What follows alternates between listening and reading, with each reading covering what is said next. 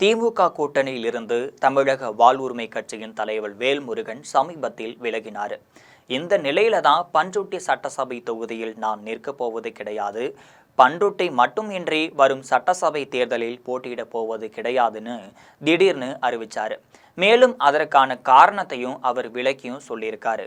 அதுல திமுக மீது கடும் குற்றச்சாட்டுகளையும் முன் வச்சிருக்காரு. அது என்ன என்பதை பற்றி ஜெம் தொலைக்காட்சி வழங்கும் சிறப்பு செய்தியில விரிவாக பார்க்கலாம்.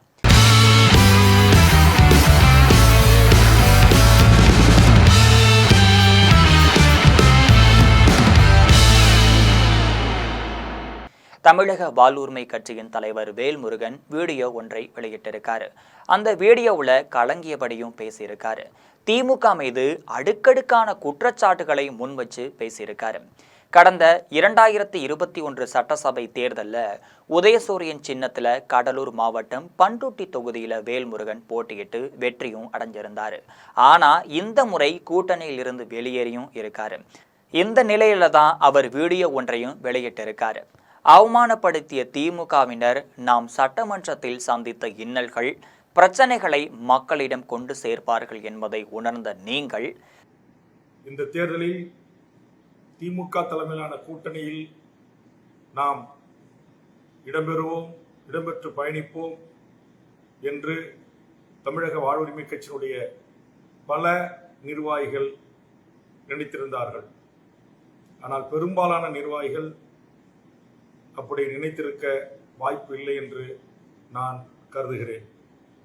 காரணம், கடந்த 5 ஆண்டு காலமாக தமிழக சட்டமன்றத்திலும் தமிழ்நாட்டின் பல்வேறு பிரச்சனைகளிலும் நாம் ஈடுபட்ட போது, போராட்டங்களை முன்னெடுத்த போது, தவறுகளை சுட்டிக்காட்டிய போது தமிழ்நாடு அரசு நம் கட்சி நிர்வாகிகளை எவ்வாறு கையாண்டது, நாம் கொடியேற்ற முற்பட்ட போது எப்படி தடுத்து கொடி கம்பங்கள் அகற்றப்பட்டன, நம்முடைய பதாகைகள் கிழித்தெறியப்பட்டன, நம்முடைய தோழர்கள் மீது பொய் வழக்கு புனையப்பட்டது.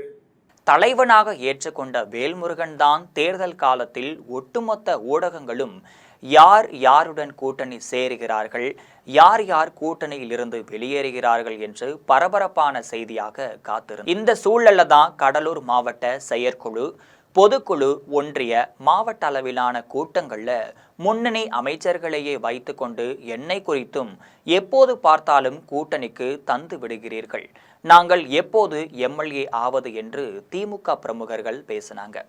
கடலூர் மாவட்ட 2 அமைச்சர்கள் முன்னிலையிலும் கடலூர் மாவட்ட பொறுப்பு அமைச்சராக வந்த KN நேரு இருக்கும் மேடைகளிலும் என்னை பற்றி பேசியிருக்காங்க.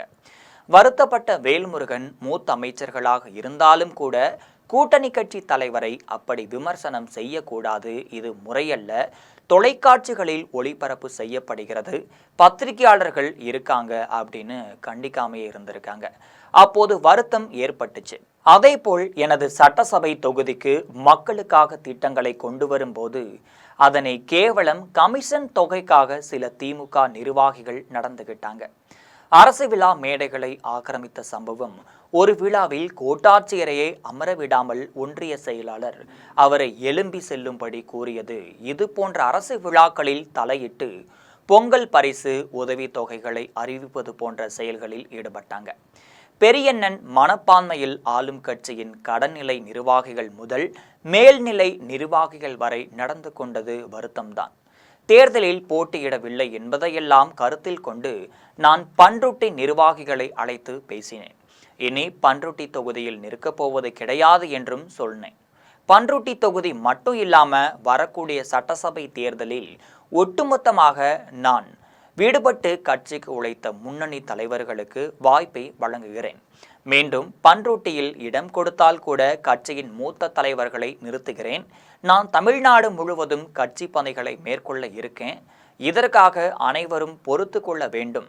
பொதுமக்களுக்கு நன்றி தெரிவிக்கும் வகையில் கூட்டத்தை ஏற்பாடு செய்ய நிர்வாகிகளிடம் கூறியிருக்கேன் என்று வேல்முருகன் இந்த வீடியோ மூலியமா சொல்லியிருக்காரு. இது போன்ற நிறைய அரசியல் செய்திகளை அன்றாடம் தெரிந்து கொள்ள ஜெம் தொலைக்காட்சியுடன் எப்பொழுதும் இணைப்பில் இருங்கள்.